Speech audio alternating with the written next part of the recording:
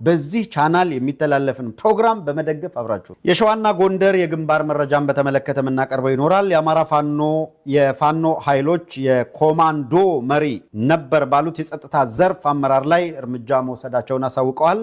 አመራሩ ከናጃቢዎቹ እርምጃ እንደተወሰደበት ነው የተገለጸው። የአፋሃድ ሸዋ ጠቅላይ ግዛት እዝ የአጼ አምደ ጽዮን ኮር የፋኖ ኃይሎች ወታደራዊ የመረጃ ክትትል በማድረግ የፋኖ ሮቢት ከተማ የጸጥታ ዘርፍ ኃላፊን ከነሶስት አጃቢዎቹ በተኩስ ልውውጥ ከወዲያኛው መሸኘታቸውን አረጋግጠዋል። ዛሬ ከጠዋቱ 1 ሰዓት ተኩል ላይ በኢትዮጵያ አቆጣጠር ነው በሰራው ልዩ ወታደራዊ ኦፕሬሽን የሸዋ ሮቢት ከተማ አስተዳደር ጸጥታና ደህንነት ኃላፊ በመሆን በይፋት ቀጠና ለሚንቀሳቀሰው የብልጽግና ኮማንዶ መሪ በመሆን ሲያገለግል ነበር ባለው አቶ ለማ ወንዳፈረውና 3 አጃቢዎቹ ላይ እርምጃ የወሰደ ሲሆን ከተማው ድረስ ዘልቆ በመግባት በተወሰደ ልዩ ዘመቻ ሌሎች ሚሊሻዎች ሙትና ቁስለኛ እንዲሆኑ መደረጉን መረጃዎች አረጋግጠዋል።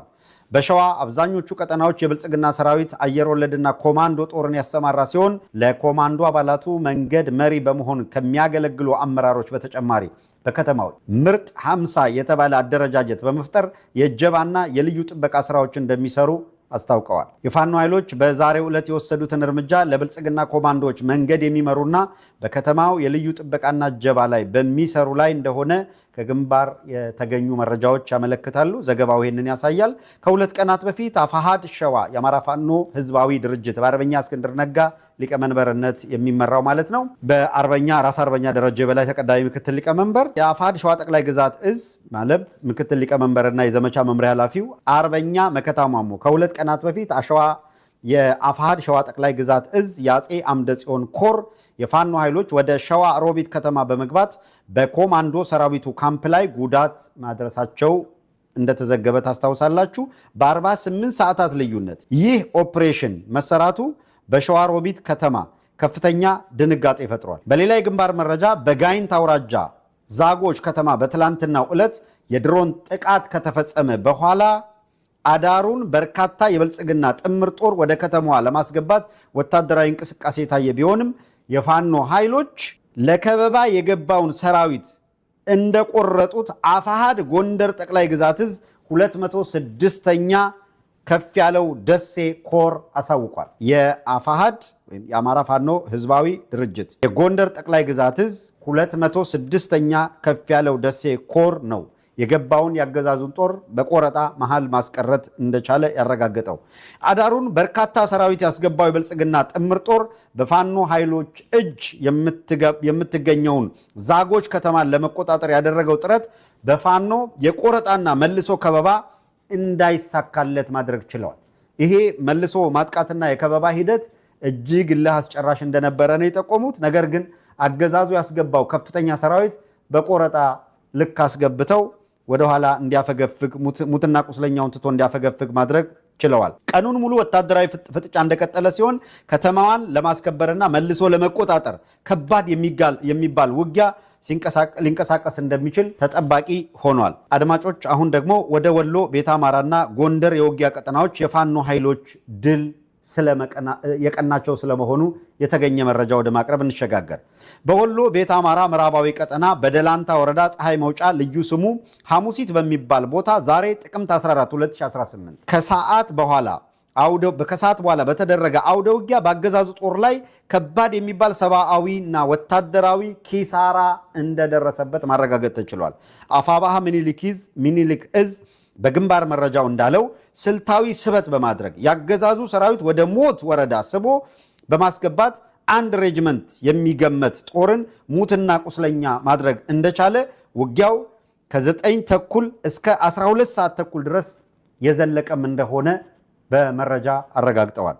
የሰሜን ምስራቅ እዝ 801ኛ ኮር በምዕራባዊ የወሎ ቀጠናዎች ከሚንቀሳቀሱ 3 ክፍለ ጦሮች ውስጥ 2ቱ የሰው ኃይላቸው ተመናምኖ ማለቁን የሚጠቁሙ የግንባር መረጃዎች የዛሬው የደላንታ ወረዳ ውጊያ በርካታ ኃይሉን የገበረበት መሆኑንም አረጋግጠውልናል። ግማሽ ቀን በዘለቀው ውጊያ የቆሰሉትን በርካታ የሰራዊቱን አባላት በፓትሮል ወደ ወገል ጤና ጣቢያ ሲያመላልስ ማምሸቱንም ታውቋል። ውጊያው የተካሄደበት ደላንታ ወረዳ ፀሐይ መውጫ ልዩ ስሙ ሐሙሲት የተሰኘው ገዢ መሬት በፋኖ ኃይሎች ቁጥጥር ስር እንደሚገኝም የመረጃ ምንጮቻችን አረጋግጠውልናል። አድማጮች እንዲህ ያለ ነገር ተደርጓል የሚለውን ሁልጊዜ ከቀረበ በኋላ የምናደርገው የቀረበውን መረጃ ትክክለኛነት ለማረጋገጥ ወደ ክፍለ ጦሩ ወይም ወደ ብርጌዱ ወይም ወደ እዙ ወይም ወደ ኮሩ አመራሮች መደወል ነው። ይሄንን ካደረግን በኋላ ቬሪፋይድ ሲሆን ይሄ የተረጋገጠ ነው በሚል ለሚቀርብላችሁ ሁሉም ነገር ክሮስ ቼክ ተደርጎ አንዳንዱ ነገር ክሮስ ቼክ ተደርጎ የሆነ አመራር ሪፖርት ስላደረገውም ብቻ ይዘን አንመጣበት። ሁሉም ነገር ክሮስ ቼክ ተደርጎ አግባብነት አለው ወይ ትክክል ነው ወይ የተባለው ስናረጋግጥ ነው የምናመጣው። በሌላ ግንባር መረጃ በጎንደር አዲስ ዘመን የመስመር ውጊያ የተቀሰቀሰ ሲሆን በውጊያው ለሰዓታት የባህር ዳር ጎንደር መንገድ ተዘግቶ እንደነበረም ታውቋል። አፋባሃ በላይ ዘለቀ እዝ ዳግማዊ ቴዎድሮስ ኮር የፋኖ ኃይሎች በመሩት በዚህ ውጊያ ዛሬ ጥቅምት 14 ቀን 2018 ዓ.ም ከአዲስ ዘመን ተነስቶ አርኖ ጋሮና ከተማ ለመግባት የሞከረው ያገዛዙ ጦር በፋኖ ኃይሎች ጸረ ማጥቃት ተከፍቶበት ለሰዓታት የቆየ ውጊያ ተካሂዷል። እያንዳንዱ ቦታ የሚደረጉ ፍልሚያዎች የሚመጡ ውጤቶች በማን አፐራን እንደተያዘ ዝም ብላችሁ ተመልከቱና አገዛዙ የት ጋ ነው ያለው ብላችሁ ስትፈትሹ ባህር ዳር ላይ እሷንም ማድረጋችሁት 4 ኪሎ ገባ አጓጉዞ በአንድ ቀን አቋርጦ። ሚዲያ ላይ ግን ሲፎክር ታዩታላችሁ። አለ ያሰማራው ካድሬ አለ፣ በሌላ ጩኸት አየሩን ለመያዝ ይሞክራል። መሬት ላይ ያለውን እውነታ መሬት ላይ ያለውን ለአስጨራሽ ትግልና የሚገኘውን ውጤት መቀልበስ ግን አልተቻለም። ለጊዜው ሳሊቤት ማድረግ ማለክለክ ይቻል ይሆናል በፍሬ ከርስኪ። ነገር ግን እንዲህ ባለ የተዋረዱ ሁኔታዎች ላይ ላለመቆየት ከፍ ያለውን ነገር ይዞ መሄድ እንዲህ ያለ ደርዝ ያለው መረጃ ለህዝብ ለማቅረብ በእውነቱ በጣም በእጅጉ የሚረዳ ነው። ልቀጥል። ያገዛዙ ጦር የህዝብ ተሽከርካሪን ተገን አድርጎ መምጣቱ ውጊያውን ከባድ አድርጎት ነበር ያሉት የግንባር መረጃ ምንጮች ውጊያው ወደ ጨበጣ እንደተቀየረ፣ በአውደ ውጊያውም በርከት ያለ ሰብአዊና ወታደራዊ ቁሳዊ ንብረት መውደምም እንደገጠመ ተገልጿል። የዙ የግንባር መረጃ በበኩሉ ሰሞኑን የጠላት ኃይል ሲቪል በመልበስ የህዝብ ተሽከርካሪን በመጠቀም ከአዲስ ዘመን እስከ እንፍራንዝ ማክሰኝት ድረስ እየተንቀሳቀሰ መሰንበቱን በክትትላችን አረጋግጠናል ያለ ሲሆን ይህም ዛሬ ቴክኒክ ተጠቅሞ ፋኖን ለማጥቃት ሲንቀሳቀስ ጸረ ማጥቃት እርምጃ ወስደንበታል ነው ያለው።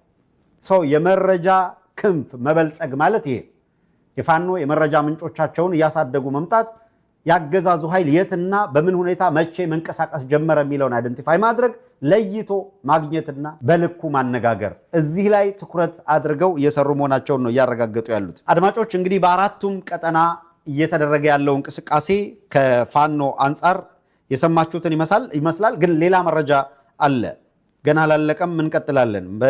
ዛሬ በሁሉም አቅጣጫ በጣም በርካታ ወሳኝ ድሎች የተመዘገቡበት ሁኔታ ተፈጥሯል። በነገራችን ላይ ወሬ ትቶ ስራ ላይ ያተኮረ አካል ሁልጊዜም ውጤት ያለው ነገር እንደሚያስመዘግብ ግልጽ ነው። ለጊዜው የሆይ ሆይታ ፕሮፓጋንዳ ላይ የተጠመደ ደግሞ ያልቃል። ያቺ ዝም ብሎ ለጊዜው የምትባል ፕሮፓጋንዳ ታልቅና ይሄ ብሎ ለማለት አስቸጋሪ ሁኔታ ይገጥማል። እንግዲህ በዛሬው ዕለት የተመዘገቡት እስካሁን የዘረዘርናቸው እንደተጠበቀ ሆነው ሌላ ወሳኝ መረጃ አለ። እሱን እናቀብላችሁና ብዙ ሳናንዛዛባችሁ ለመጠቅለል እንሞክራለን። ጠዋትና ማታ የተናገርከውን ትላንትና ከትላንት ወዲያ ያልከውን ከሳምንት በፊት አሁን ካልከው ጋር እየተምታታ ሲሄድ ህዝብ ትዝብት አለው። ዝም ብሎ ያያል፣ ይታዘባል። ማያስብ አይደለም። አንዳንዱ እሱ ብቻ የሚያስብ ይመስለውና ይሳሳታል። ሰው እንደፈለገ ማኒፑሌት አድርጎ መዋሸት የሚችል ስለሚመስለው ቅጥፈት በአደባባይ ይመጣና ይቀጠፋል። እነዛ ቅጥፈቶች ግን እዚያው ላይ ነው በቃ አፈር እየበሉ የሚጋለጡት። እና አሁን እኔ የሆነ ነገር ማምጥቼ እዚህ ጋር ይኸውላችሁ ይህንን ብል ዋው ብላችሁ ልትገረሙ ትችላላችሁ። ለካ እንዲህ ነው። ግን እዛ ላይ የሚባክን ጊዜ የለም። የአማራ ፋኖ ብሔራዊ ኃይል ምዕራብ አማራ ቀጠና ቴዎድሮስ ዕዝ 1ኛ ክፍለ ጦር የባህር ዳር ብርጌድና የጣናው መብረቅ ብርጌድ በጥምረት የባህር ዳር ከተማ አካል በሆኑ ሳተላይት ቀበሌዎች ከባድ ትንቅንቅ ሲያደርጉ ውለዋል። በዛሬው ዕለት ትክክለኛ ጠብ ማይል መረጃ። የፋኖ ኃይሎች በባህር ዳር ኤርፖርት አጠገብ የሚገኝ ወታደራዊ ካምፕ ላይ ጥቃት አድርሰው በዚያም ውጤት አስመዝግበዋል። ውጤቱም በጥቃቱ በ48 ሰዓታት ውስጥ ለሁለተኛ ጊዜ የተፈጸመ ከባድ ጥቃት ነበር። በባህር ዳር ኤርፖርት ወገልሳ ቀበሌ በሚገኝ ወታደራዊ ካምፕ ላይ መብረቃዊ ሊባል የሚችል ከዚህ ቀደም በነበሩ አገላለጾች ጥቃት የፈጸሙት የፋኖ ኃይሎች ኦፕሬሽኑ በባህር ዳር ከተማ በዛሬው ዕለት ለተከፈተው የጣና ፎረም መድረክ ስጋት ፈጥሯል። ስጋት ብቻ ሳይሆን በአንድ ቀን እንዲበተንም አስገድዷል። ይህንን ስላደረጋችሁ በምን ሊገለጽና እናመሰግናለን ተብሎ ብቻ ነው የታለፈው? አገዛዝን ጭንቅ ውስጥ ከተተ ወሳኝ እርምጃ ወስደዋል። ይህን ማድነቅ ኃጢአት የሚሆነው ለምንድን ነው? ድሮስ ውጤት ሲመጣ ነው ውጤቱን ኮምፕሮማይዝ ላድርግ ነው ወይ የምትለው? እዚህ ጋር የሆነ አካል የሆነ ምናምን ብቻ እየተናገረ ይቀጥለው። የከሌ ድል ሲነገር ሰይ በቃ ፊሽካና ሌላው ከተነገረማ ጉሮሮውን ይዛለሁ እንደሙ ይላል ሰውየው። እንደሱ አይፈቀድም፣ እሱ አይቻልም ነው። ለማንኛውም የፋኖ ኃይሎች በላይ ዘለቀ አውሮፕላን ማረፊያ ጎን ባለው ወታደራዊ ካምፕ ላይ ባደረሱት ጥቃት በወታደራዊ ካምፑ የነበሩ ያገዛዙ ጦር አባላትን ሙትና ቁስለኛ በማድረግ በርካታ ምርኮ ቀንቷቸዋል። ቋሪት አምባ በተባለች ጎጥ ላይ ያገዛዙ ወንበር አስጠባቂ ኃይል ከጠዋቱ 2 ሰዓት ተኩል የጀመረ እስከ 9 ሰዓት ድረስ ጠላትን እያዝረከረኩ ሲወቁት የዋሉ ሲሆን ከ50 በላይ ሙትና ቁስለኛ በማድረግ ውጤታማ የሆነ ስራ ሰርተዋል። ይሄንን ሪፖርት አድርገዋል። ሪፖርታቸው ዘርዘር ሲል በዛሬው ዕለት በተደረገ የአውደ ውጊያ ድል 4 ብሬን፣ 3 ስናይፐር፣ 51 ክላሽ ከብርሃኑ ጁላ ጦር ተረክበው ሙሉ በሙሉ መታጠቅ ሲችሉ ይሄ ምርኮኛውን ሳይጨምር ነው፣ ቁስለኛውን ሳይጨምር ነው። የምርኮኞችን ዝርዝር ምርኮኛን በተመለከተ ኢንስፔክተር ታደሰ ታምሩ ምክትል ሻለቃ መሪ ምርኮኛ ነው። ጎጃም አዝረክርኮ የብርሃኑ ጁላን ሰራዊት መዳፉ ስር አድርጎ ጨብጦታል። መጨበጥ ማለት ይሄ ነው። እያያ ድረስ የቀድሞ ልዩ ኃይል ሻለቃ መሪ ለውጥ ነው መለሰ የሻለቃዋ ሎጂስቲክ ኃላፊ፣ ብርሃን ማንደፍሮ የቲም መሪ፣ እንድሪስ ይመር ቲም መሪ፣ አማረ ጀንበሩ አባል፣ ዘመነ ሙላቴ አባል፣ ጀንበሩ ጌታነህ አባል፣ ማንችሎት የኔነው አባል። ቀሪውን የጠላት ኃይል ከባህር ዳር ጨምባ በሚወስደው መስመር ሽምጥ ወደ ኋላ ፈርጥጦ ደግሞ አለው። ቀሪው የጠላት ኃይል ከባህር ዳር ጭምባ በሚወስደው መስመር ሽምጥ ወደ ኋላ ፈርጥጦ ወደ ከተማ ገብቷል። በባህር ዳር ዙሪያ ጦሩ የፈረሰበት አገዛዙ ኃይል ፋኖች ምሽቱን ባህር ዳር ሊገቡ ይችላሉ በሚል የደህንነት ስጋት ጣና ፎረምን ገና በተከፈተበት ዕለት እንዲበተን አድርጎ ለፎረሙ የመጡ አገራዊና ዓለም አቀፋዊ ልዩ እንግዶች ባህር ዳር አናድርም ብለው አመሻሹን ሁሉም ወደ አዲስ አበባ እንዲመለሱ ሆኗል። በነገራችን ላይ ያልታሰበ ጉዞ ስለነበረ ኢንተርናሽናል በረራዎች ሊያስተጓጉል የሚችል ማጓጓዣ ዲማንድ እስኪያደርጋቸው ድረስ ሲረባረቡ የቆዩት፣ ምክንያቱም ያልተጠበቀ ፍላይት ስለነበረ እያንዳንዱን የተመለሰው። አረጋ ከበደ ለመጣ ለሄደው የሚያስጎበኘውን የአባይ ድልድይ ለማስጎብኘት እንኳን እድል አላገኘም።